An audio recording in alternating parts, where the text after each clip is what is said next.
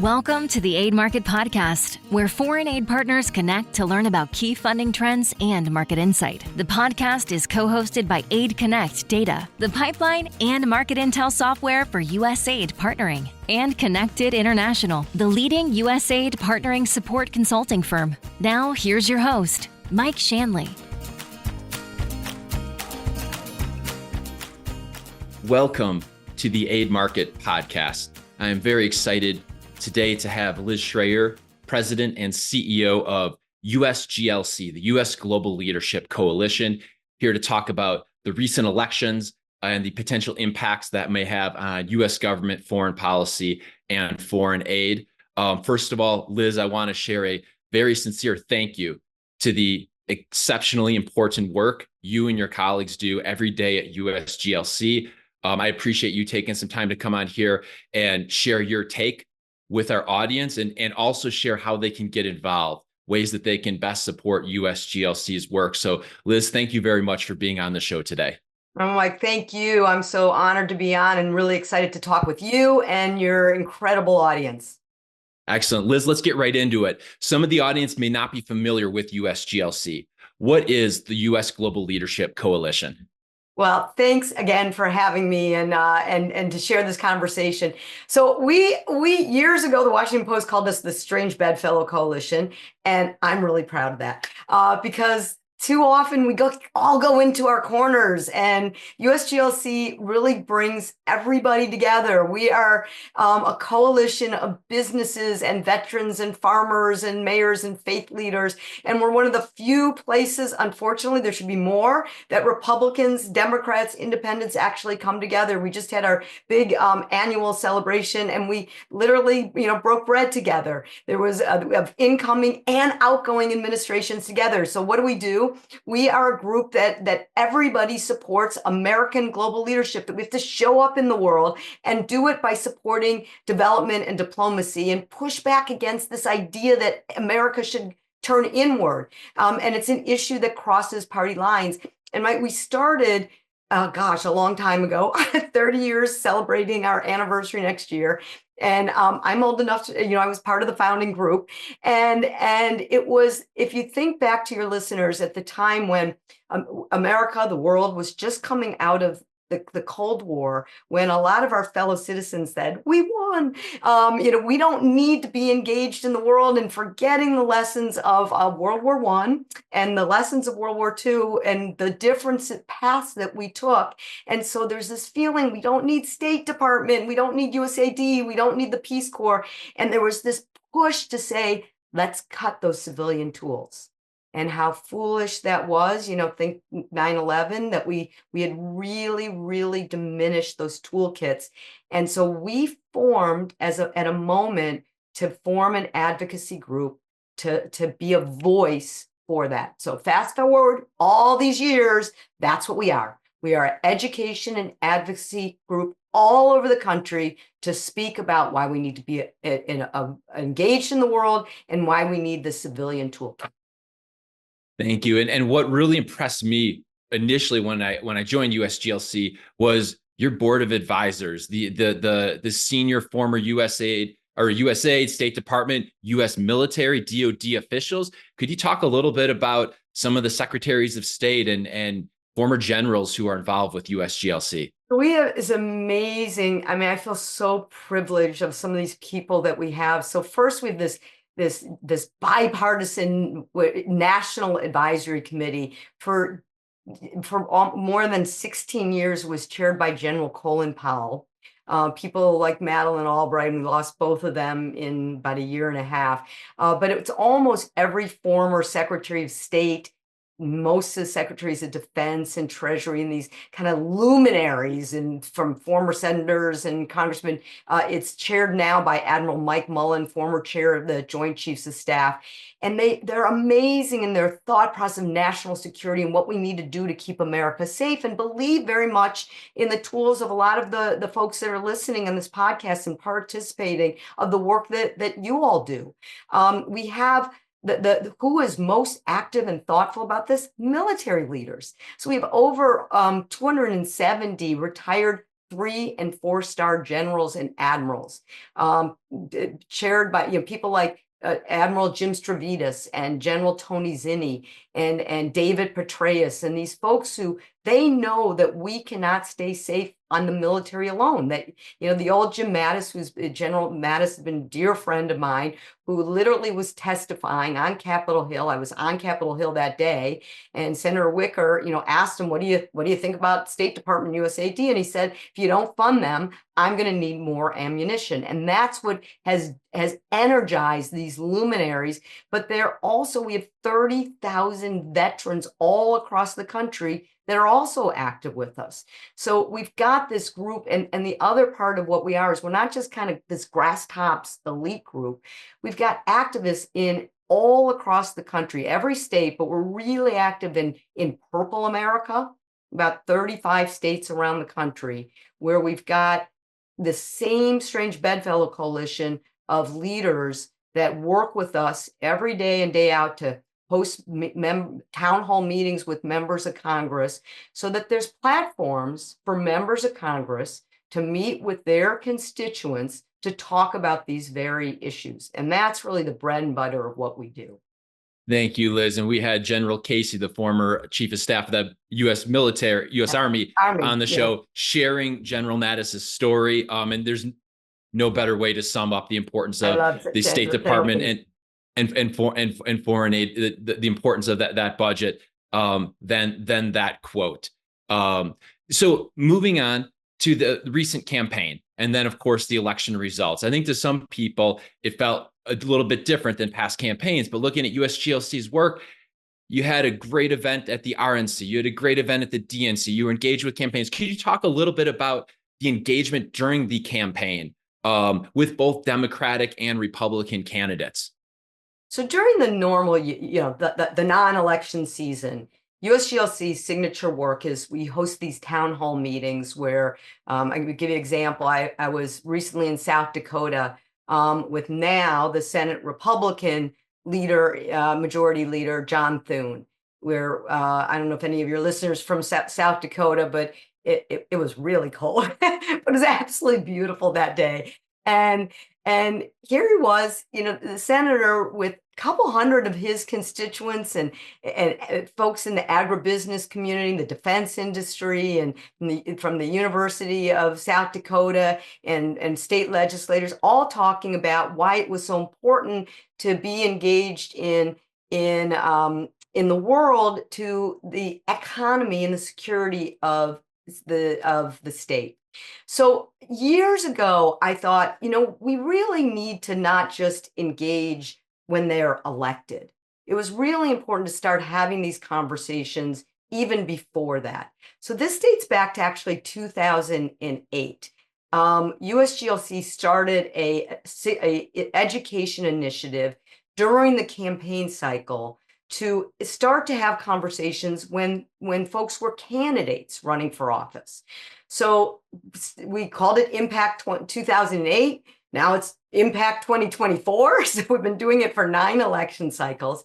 And it's not me meeting with candidates. It's people like yourself, Mike, in Colorado. It's local leaders, the same kind of unique folks getting together of a business, a faith, a veteran, a nonprofit leader who will meet with candidates. And it's not about pushing for a red wave or a blue wave, but it's about pushing for an engaged wave, meaning that making the case of why it's so important to our kitchen table issues that America needs to be engaged in the world.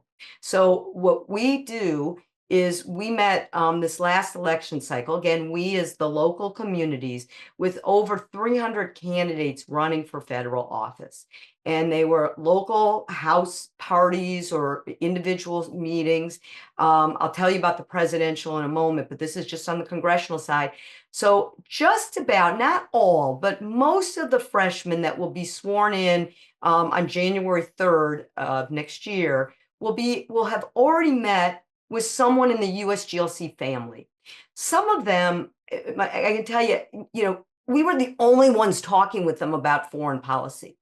And they really didn't know much about foreign policy, and others were very well informed. They were veterans, they'd done missionary work, they were in business, for international business.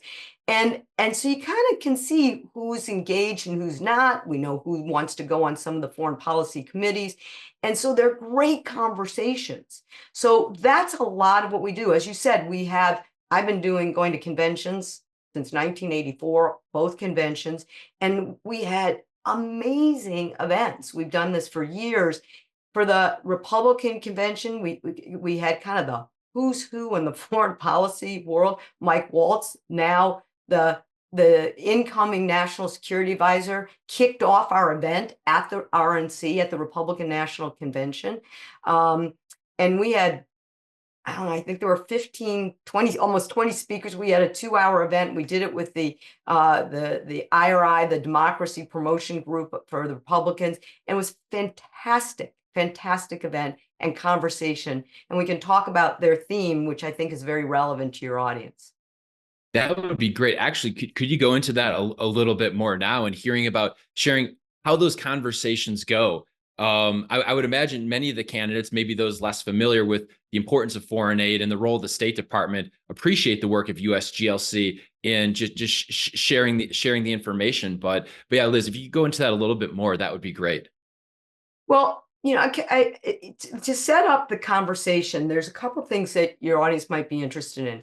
So in 2022, I mean, a lot of the candidates, now remember, we're called the U.S. Global Leadership Coalition. So we would get notes back. We'd send a note, an email, or a letter saying, we'd like to meet with you. Let's say you're a candidate. And we did get some notes back that said, not interested. I'm not a globalist. That was pretty, right? So people like some of these candidates literally didn't want to even talk. That is not what happened this year. There was a sea change, and this is relevant to your question about the conventions and what they said. We had candidates that literally showed up that wanted to say, I'm not an isolationist. Like, isolation is somewhere in this past few years actually became a dirty word. They wanted to say, no, I get it. I might have a different way of how I want to show up in the world than everybody, but nobody wanted to be seen as an isolationist. And it's really important. And where America First is obviously a big mantra on the Republican side, it started to change where on the Republican side, what we heard from candidates, the president, and in the Republican platform is the thematic around peace through strength.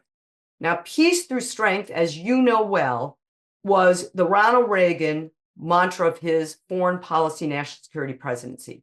What a lot of people don't remember is people think of peace through strength as a huge military buildup, which it was. But it also was the high watermark on foreign assistance in terms of real dollars.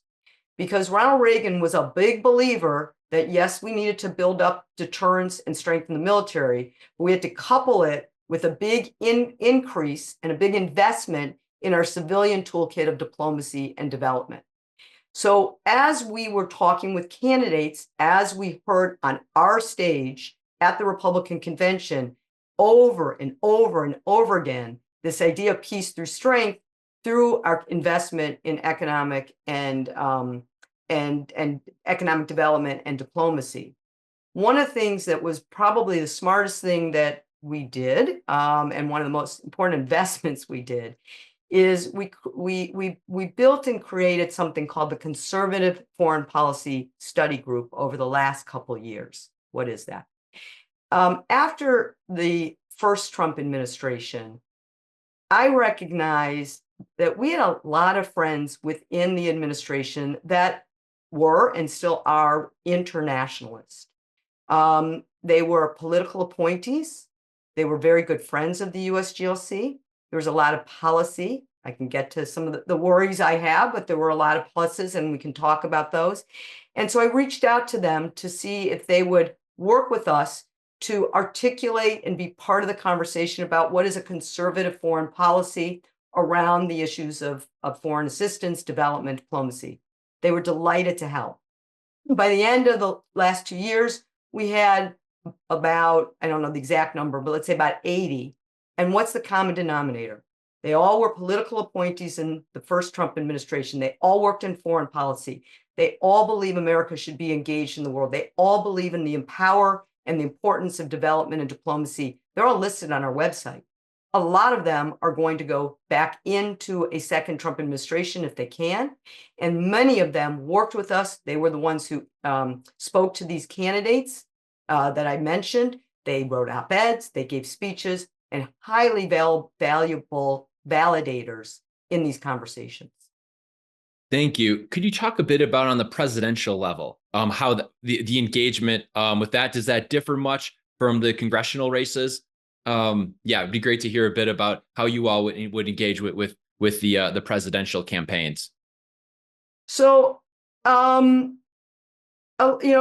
presidential campaigns going back to this 2008 experience and learning was a lot about engaging. I mean, there were years that we actually, our community would host house parties in places like Iowa, South Carolina, New Hampshire, and candidates over years would want to meet with like-minded USGLC community members to talk about these very issues.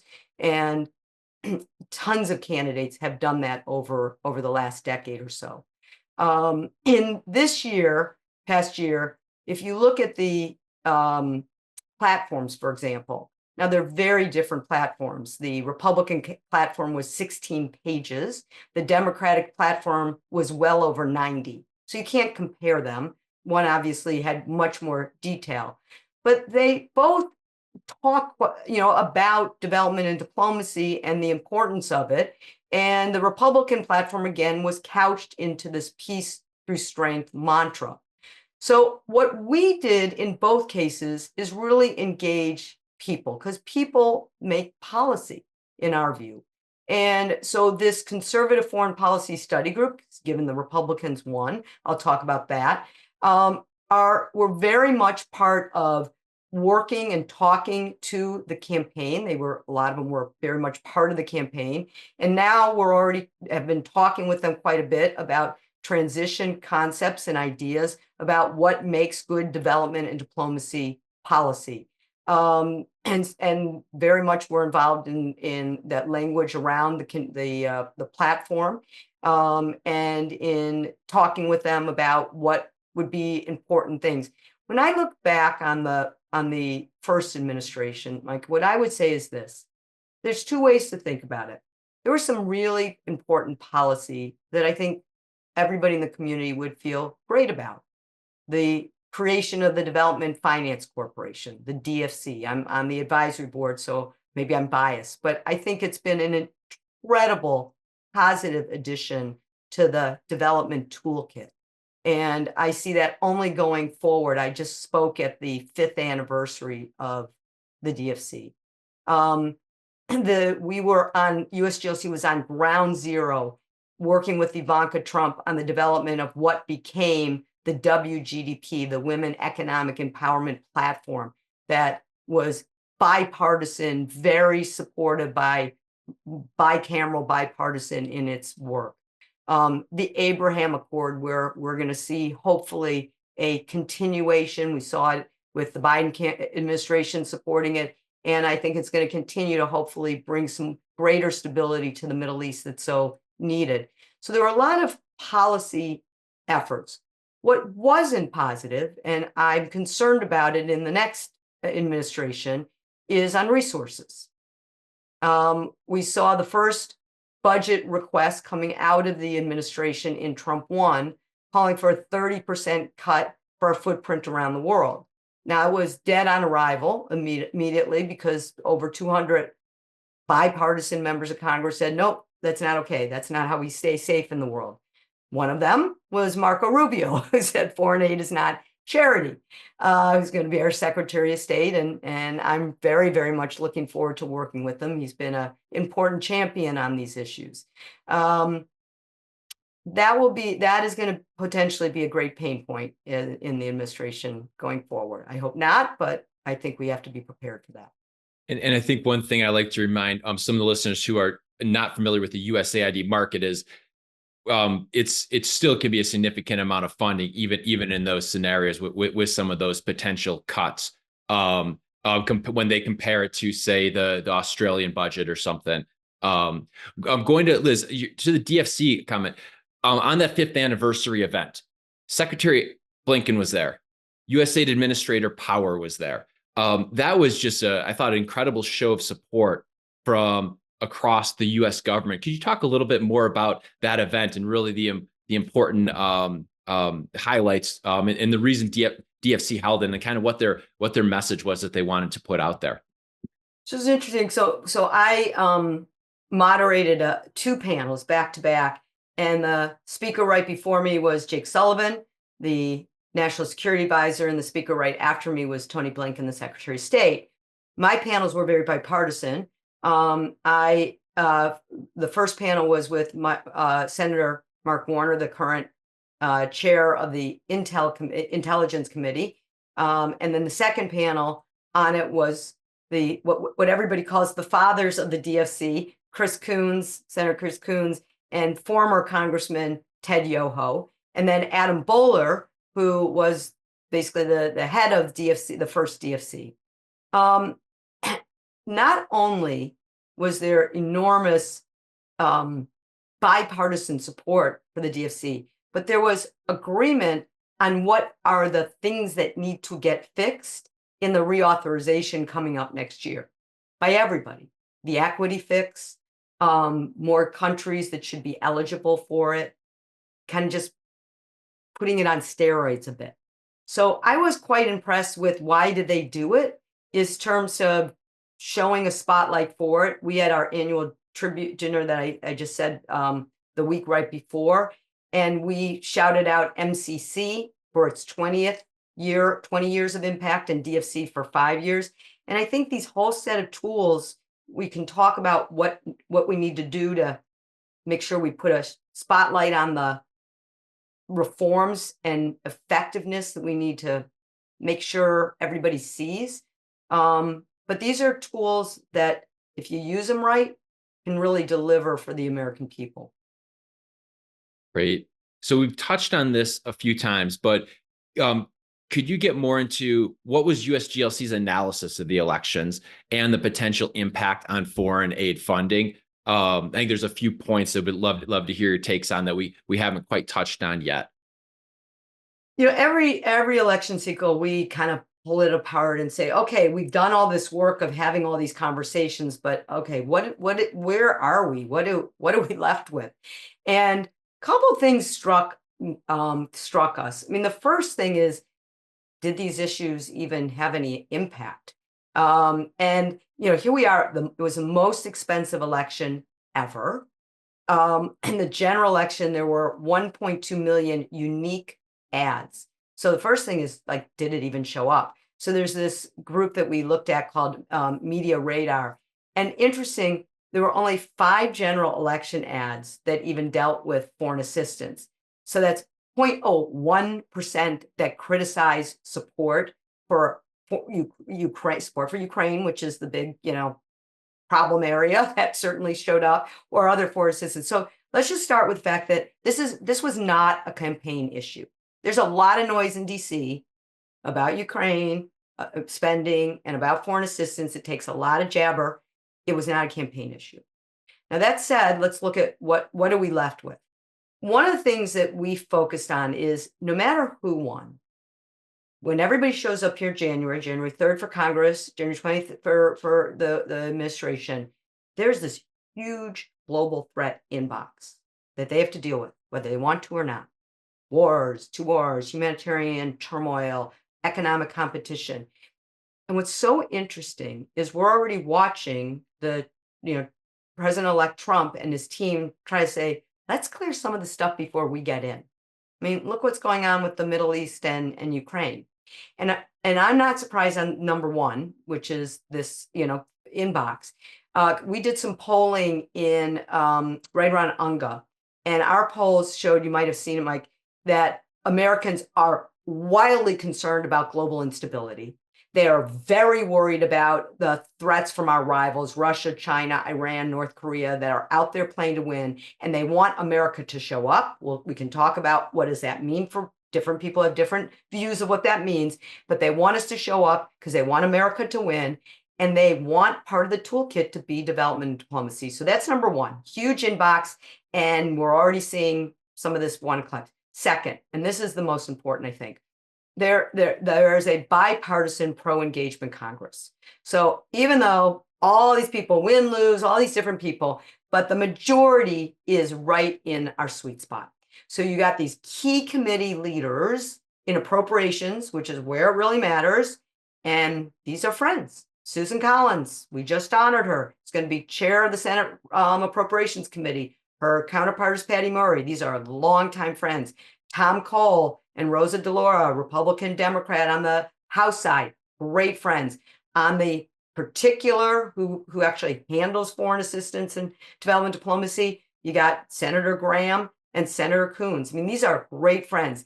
Then I took a look at, okay, there's a bunch of senators that used to be House members that are just moving across the Capitol.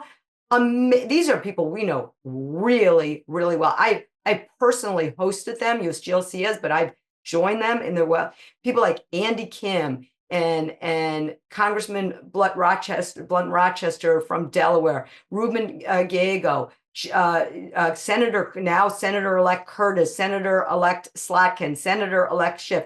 These are people with track records, newly elected members like Dave McCormick, longtime record on these issues. Two of our advisory committee members, a Democrat and Republican from Washington State and Arizona. In Colorado, where you're from, we had a new member event when they were doing their orientation, and Jeff Hurd came from Colorado, who's fabulous. So I think we're going to have some good friends. So we have huge inbox. We've got good bipartisan friends, and then we've got this shifting dialogue around this, as I said, this peace through strength messaging that is, didn't exist. Not that it existed under Reagan, but we would not have heard it 2 years ago. 2 years ago, you would have heard a battle between what I would call the traditional internationalists and the American first. I don't know if I would call it isolationist, but I would call it an American first inward look. And I think it's coming together around this peace through strength mantra, which means we show up in the world. We just have to show up with a good ROI. And that gets to, one of the things that you and I were just talking about, which is, well, what do we say? How do we come to the table understanding what that is? Exactly. So you mentioned that you've gone through about 9 or so election cycles. I'm curious to know, does this feel different? And in any aspect of it, or is there always something that feels new and unique? But when you look at the historical context, that there are those trend lines and those currents that really carry through because they are an essential piece of U.S. government security, global engagement, global prosperity. So do you think this one is different, more different than past elections? Yes. I mean, start with the fact is we're in a totally different media world. We watch, and I mean, everybody listening knows, everybody listens to their own little bubble. I mean, I would ask everybody honestly to think about, what is your media diet? Do you really, really, really listen to multiple different channels? When you go onto your phones, are you reading all the same stuff? Or do you get, I'm a pretty, what I always call purple warrior, the last of the few that is probably, equal number of friends on both sides of the aisle, but I'm very unusual in this town. And there are not a lot of me left that has been around Washington as long as I have. And so that's problem number one. Number two is the misinformation. One of the things we've seen for years, but it is all the misinformation and disinformation in campaign world. But let's bring it down to our world. It's the first time I saw it in a serious way was the Maui fires, but we saw it in Hurricane Helene. Immediately, immediately, the memes started coming out in those communities where those citizens were getting feeds that were saying, your policymakers want to send money over to Ukraine and overseas and not to help you recover from your fires in Hawaii, or in this case, the hurricanes. Well, it does a number of things. It not only makes those citizens less likely to want to support foreign assistance, but it makes those members of Congress, even the ones that are supportive of us, a lot less likely to engage. This is hugely difficult in an election season or non-election season to respond. So the money going into this, the misinformation, our rivals getting into it are really challenging. And then the last thing I would say is, we know that the voters voted for a less traditional way of doing business who are coming in. And whether you want to say, Project 2025, is it real? Is it not? Doge, is it meaningful or not? We're in a new era. So with an incoming administration, again, we've touched on this a little bit already, Liz, but could you talk about how they see the role of foreign aid, and any thoughts or insight you might have on how foreign aid funding priorities might potentially change under this administration? You already talked about Secretary Rubio, who was a support of the new partnerships initiative in the Senate, along with Tim Kaine. So we do know a bit about his background. You touched on the DFC and some of the other initiatives, but I'd love to hear some more about how you anticipate or how this may affect foreign policy for the next 4 years. So, look, I think we don't know, but we know some things. So the first is when the early first two appointments announced, Mike Waltz and Senator Marco Rubio, were quite, I was quite excited about both. Representative Waltz, now soon to be National Security Advisor Waltz, was part of a group in Congress called the Four Country Caucus, which we at USGLC honored a few years ago, and he was one of the people we put on stage. Who is the Four Country Caucus? It's a group of bipartisan members of Congress that share one common thread. They're all veterans, and they didn't think about red or blue on the battlefield, Democrat or Republican. They were, combat. They were all on the battlefield as Americans. And they looked for issues that they could agree on together. And one of the issues they agreed on together is this very issue, was the same Jim Mattis quote. And so we honored that group of veterans. And the night that we honored them, we took the two chairs and two vice chairs, he being one of them. And I remember him on stage that night where he talked about when he was on the battlefield, in service, USAID and State Department he used the quote, were his wingmen in service. And I remember him saying, heck no, we can't cut the development and diplomacy budget. Now, I hope he carries that into his job today, because I know that is one of the things that he learned during his service time. Senator Rubio, as I said, you just said some of the things he led, but he was a leader on women and girls. I know he understands the ROI, that, as I said, he said foreign aid is not charity. So I hope that they are the kinds of leaders that they were in Congress. I think one of the things that I'm hoping on your main question, when Mark Green came in, he created one of, I think, the most thoughtful programs at USAID has ever had. The Journey to Self-Reliance. It was looking at how do you reform, how do you bring the kind of locally led development programs that bring in private sector, really look at what did it mean? It meant how do you think about countries that nobody wants to be reliant on foreign assistance. Everybody wants to be independent, but everybody needs some help sometimes along the way. And how do you do that smartly? I hope that's the kind of focus that this administration will bring back to the whole and use these tools to do it. The thing I've been saying is there's two priorities I've heard this president-elect say: combating China and no more wars. Well, I look at the international affairs budget and I say, this is the compete against China account. This is the no more wars account. Like, if you're looking for resources to do these two things, I can't think of anything better than using these two accounts more effectively. And so that's the argument I've been making. And I think if they use these tools right, it's a winner. And what better way to reduce migration to the U.S. than creating opportunities and jobs and stability in Central America, in South America, and elsewhere globally.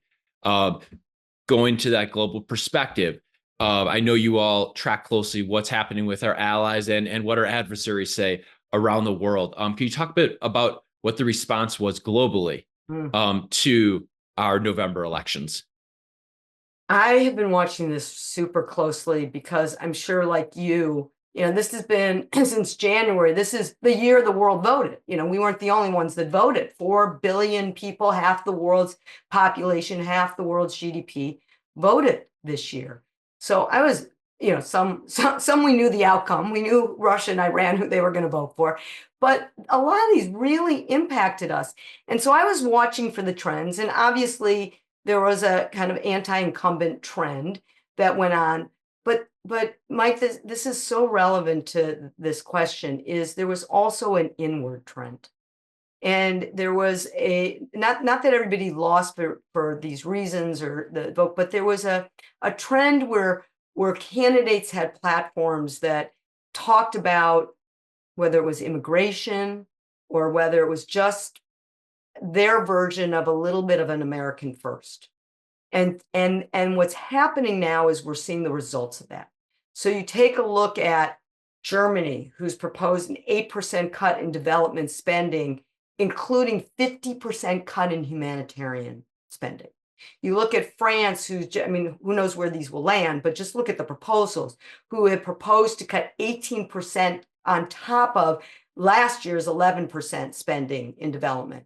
You look at the UK, who was once, what all of us view as the gold standard when they were at point, they actually hit 0.7 at one point, and they're now talking about the lowest level in 17 years if the Labour Party doesn't reverse it. And then on top of that, you have the EU coming up with these latest proposals calling for what would be 35% cuts to the least developed countries over 7 years. So you package all that together and you think about, if the US cuts back, which is more than all of these put together, this is even more devastating when we think, because some of your listeners are, I know they're players in the US, but I got to believe they're either also players in these other countries. These are our allies. I'll get to our adversaries, but these are our allies. So worry me is, we're seeing our allies start to shrink. And if we shrink, this is very devastating. Now, our adversaries, well, I'm guessing they're going, yay, because if we pull back, whether it's our resources or the seat at the table concern, this is exactly what they want us to do. This is their dream. And it goes back to what I was talking about, these misinformation memes that we're seeing. I heard Mike Turner, the chairman of the House Intel Committee, say that he's hearing some of the Russian talking points on the floor of the House. Not because his colleagues are not smart, it's because what is getting into their feeds. So my worry is our adversaries are out there very empowered, that they're out there, as I said, playing to win. They don't have an agreement, the China, Iran, North Korea, Russia saying, oh, we all absolutely agree of everything we want. But they do agree on one thing. They don't want us to be out there playing to win. And when we see Africa, you take Africa, where you got 1 out of 4, that's going to be workers in the world, people in the world are going to be there by 2050. We all know I took a group of very skeptical Republicans over to Africa most recently. And you get there, as probably everybody who's listening knows, you get there and the first thing you see is, the airport made by China. And I remember one of them got off the plane and said, "Oh my goodness, they're eating our lunch." And I thought, okay, they're not skeptical anymore. But it's like, if we aren't out there when they're spending, China has more diplomatic posts than anybody in the world combined, and we aren't playing, our adversaries just love that. I was at a conference in Europe recently and talking with an organization that does media and communications in West Africa. And they said when some funding was cut where they could no longer use the radio channels that they were using to broadcast the educational messaging, immediately it was China or Russia that bought them up and started broadcasting their own messages in the local languages. Liz, we've had on David Beasley, former South Carolina governor, head of the World Food Program, was on the show about a year ago and talked about there's going to be consequences if aid is cut. That it's, do you want to fix the pipe now or do you want to wait till your house floods? That, there is consequences to these cuts that come, unfortunately, sometimes sooner rather than later. So thank you for sharing that perspective. As we look ahead, what are some of the essential priorities that USGLC has in navigating this now 119th Congress, as well as the new presidential administration? And I'm also curious, is there anything different, given that we haven't had this since the 19th century, a one-term or a president come in non-consecutive terms, knowing that there is only one term left? I'd imagine 12 months from now, we're already going to start talking about the midterm campaigns starting up. And then right after those, probably the 2028 presidential election. So, I think we're already talking about it. I've been at a lot of holiday parties this last week and a half, and there's a lot of talk. Yeah, I mean, I certainly look at today, just literally an hour ago before I joined you on this call.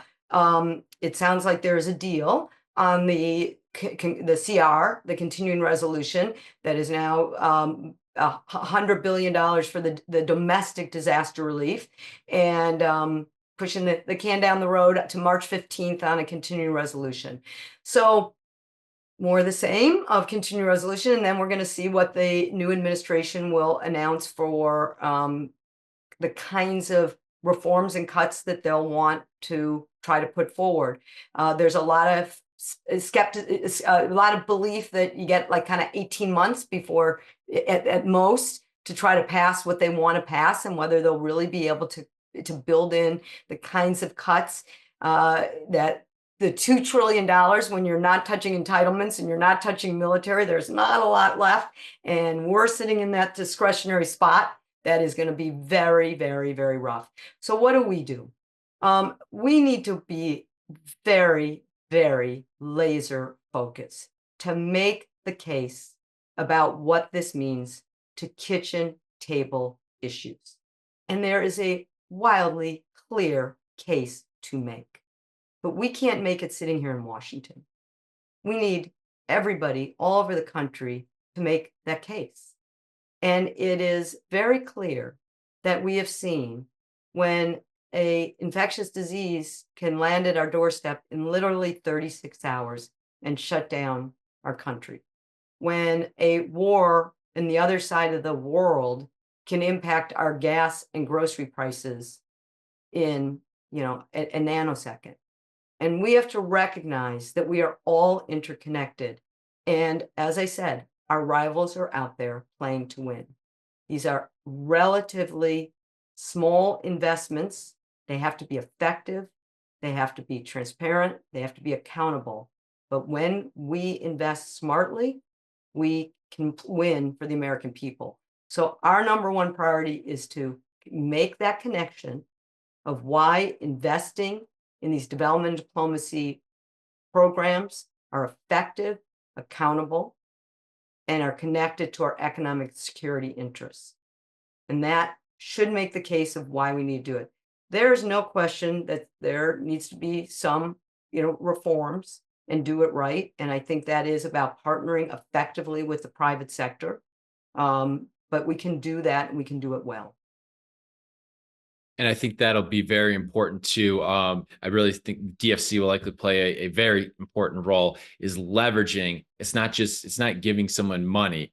It's using this as a catalyzing tool to promote U.S. government foreign policy. Can you talk a little bit about the private sector and how you potentially see opportunities for the leveraging of the foreign aid, foreign assistance funding to accelerate the impact or increase the impact of these projects that support U.S. national security, U.S. trade and investment, as well as U.S. development programs globally? When my early years at USGLC, when we started it, the business community would show up largely from a kind of a philanthropic lens. And they were kind of asked, oh, would you write a check out here? And it was really like a foundation leader. That is not what happens. Businesses see this as part of their business profit, P&L line of engagement. They don't want an instability any more than you and I would. They are all in. But government is not always the easiest to partner with, as your partners know well. So one of the things that needs to happen is that the agencies that we're talking about here, whether it's state, USAID, DFC, MCC, any of these ABCs, need to make sure that they effectively open up the doors and work with the business sector in a meaningful way. One of the things, going back to what Mark Green did under Trump 1, is he brought the business community in before they figured, when they went into a country, to what he called co-create. So instead of kind of waiting to the end and say, now we need a check here, he would go in and say, here's the problem. Here's the barrier to economic growth. Let's think of this before. So one of our board members is Walmart. So Walmart said, if you put us at the table, we can share with you where our sourcing is, what our customers are looking at. We can be part of the conversation at the beginning of the process rather than end, when we can't add our knowledge base to the conversation. Such a smarter way to do it so that we can get it to scale. Same is true with DFC. So for all the listeners that want to support USGLC's work, and I strongly encourage every single one of you to get engaged with USGLC. Liz, could you share the various ways that both individuals and organizations can best engage with USGLC, support your work, and most importantly, connect with your team? Well, thank you. Well, first, if you're anywhere in the country, we would like you to join at the local level. So my colleague, Alex Grant, is the Director of Outreach. He can be reached. You can go on our website, www.usglc.org, and you can find Alex. If you're not sure, you can always, I'm the only Liz that works at USGLC, so you can always just email me and you can find me. But Alex is agrant@usglc.org, and he can direct you to which of our colleagues actually is operating within your state. And we can connect you into our local efforts, whether we're hosting a town hall meeting or an in-district meeting with a member of Congress. There's nothing that substitutes for engaging and meeting. And even if it's not through us, if you have a chance to talk to your member of Congress, do not underestimate how important it is to thank a member of Congress for their support, or if they don't support, encouraging them to support these very issues. It's known in Washington as the International Affairs Budget. That's how to talk about it. So that's number one, is be a voice and be a messenger. Number two is we'd love you to join. If you're an organization and be part of it, you can sign up to get on our email. All you have to do is just email us and let us know through our website, and you can stay informed. We have an annual meeting in Washington. It's called the Global Impact Forum. It's here in Washington at June 9th and 10th. We welcome all of you to come. You can always support us financially. We have our end of the year campaign. We'd welcome it. It's a tax deductible contribution, and we would welcome that. And the last thing I would say is this. Sometimes we don't remember that we want people to policymakers to get this because it's the right thing to do. It is the right thing to do to support people in need anywhere in the world. But policymakers are about also getting reelected. And they need to, and not just getting reelected, they need to go back to their shareholders, which are their voters, and make sure they understand why we are engaged in the world. And it's incumbent on us to make sure we help them make that argument. So help them understand why it's not just the right thing to do, but it's the smart thing to do. So share with them, and we have talking points on our website, share with them why being engaged with development, diplomacy overseas is about our kitchen table economic and security issues. So everyone, those will be in the show notes. I will be at the USGLC Global Impact Forum June 9th and 10th in Washington, D.C. Look forward to seeing many of you there. I'm a member of our state advisory committee. Hey. Definitely subscribe to everything with USGLC if you can. Please support them financially this year in their year-end or campaign, or you can sponsor, I believe, both the Global Impact Forum as well as the tribute dinner that they'll likely do again next year, typically in December.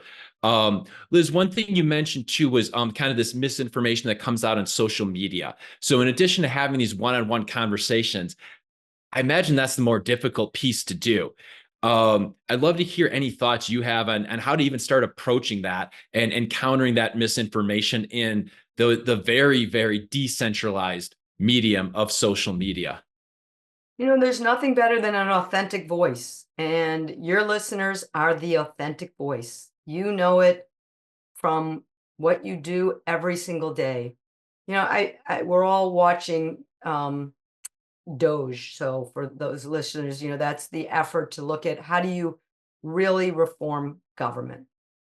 Anybody who says government doesn't need to be reformed obviously hasn't tried to, renew their driver's license or deal with the I'm dealing with my mother's, Medicaid. I mean, government is plenty of room to be reformed, but there's also needs to make sure that we do it smartly.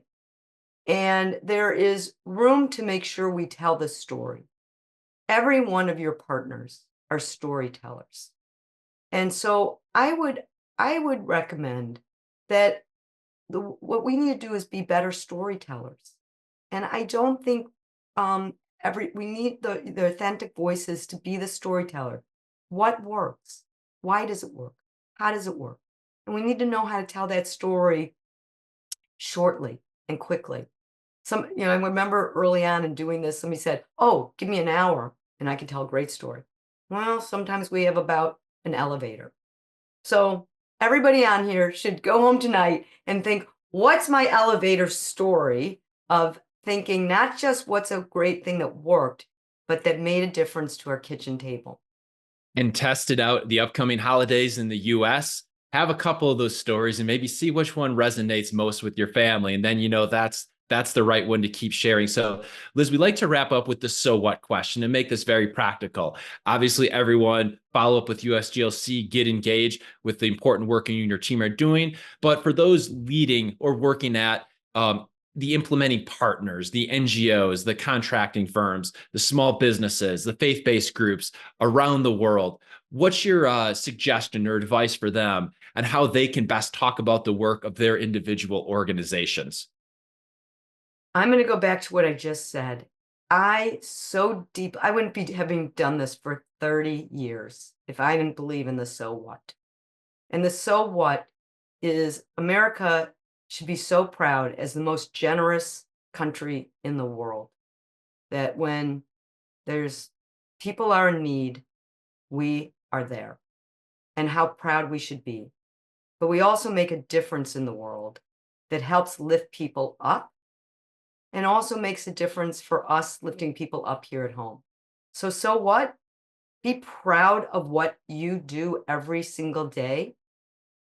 But if you want to keep doing it, we better learn how to talk about it. And so, my friends, the pressure's on.